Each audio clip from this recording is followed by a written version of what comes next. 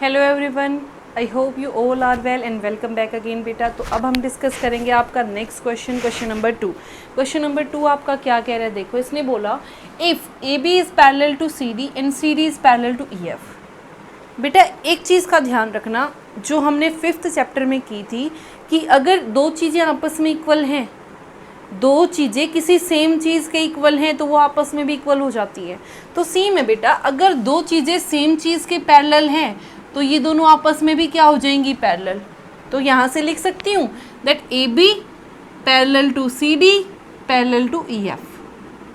ठीक है, रीज़न क्या है, A B parallel to C D, A B and E F, A B and E F parallel to same line E F.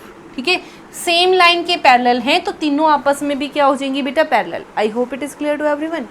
फिर उसने बोला that y and z की ratio ये दी हुई है, हमें x की वैल्यू निकालनी है। ठीक है, पैरेलल दिया हुआ है, इसका मतलब हम को इंटीरियर अल्टरनेट इंटीरियर एंगल जो भी है उनको इक्वल लिख सकते हैं। ठीक है, उसने बोला that y is to z is equal to 3:7। तो बेटा x y z ऑलरेडी आपको दिया हुआ है, तो मैंने माना रेशो के नाम का मैंने माना let y is equal to 3a and z is equal to 7a। ठीक है, पहले वाला वर्ड पहले के लिए, दूसरे वाला दूसरे के लिए। ठीक है, उसने बोला हमें x की वैल्यू निकालनी है। किसकी वैल्यू निकालनी है बेटा, x की।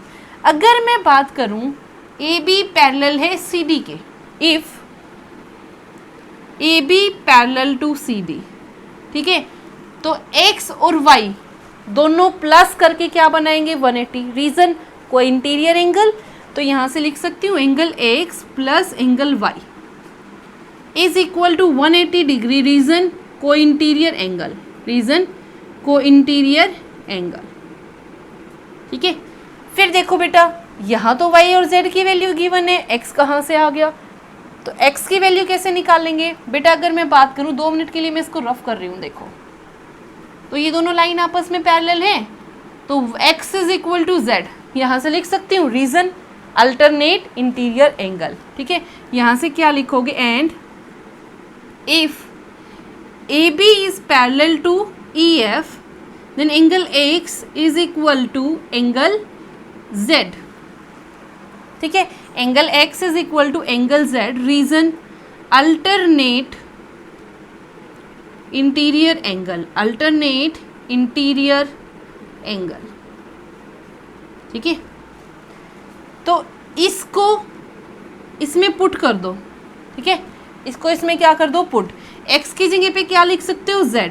सो z from 1, so from 1 angle z plus angle y is equal to 180 degree. z की वैल्यू क्या है, 7a और y की वैल्यू क्या है बेटा, 3a is equal to 180 degree.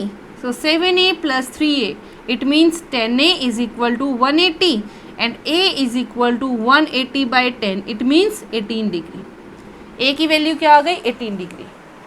और बेटा z यानी कि x की वैल्यू निकालनी, x किसके इक्वल है, z के इक्वल, यानी कि 7a, यानी कि 7a। So x is equal to 7a लिख सकती हूँ और a की वैल्यू क्या है बेटा, 18। सो 7 इंटू 18 कितना आ जाएगा, 7 8 ज़ा 56, 5 7 1 ज़ा 7 and 5 12, इट मीन्स 126 डिग्री। ठीक है, तो ये था बेटा आपका question number 2। I hope it is clear to everyone and if you like it then please share it. Thank you so much.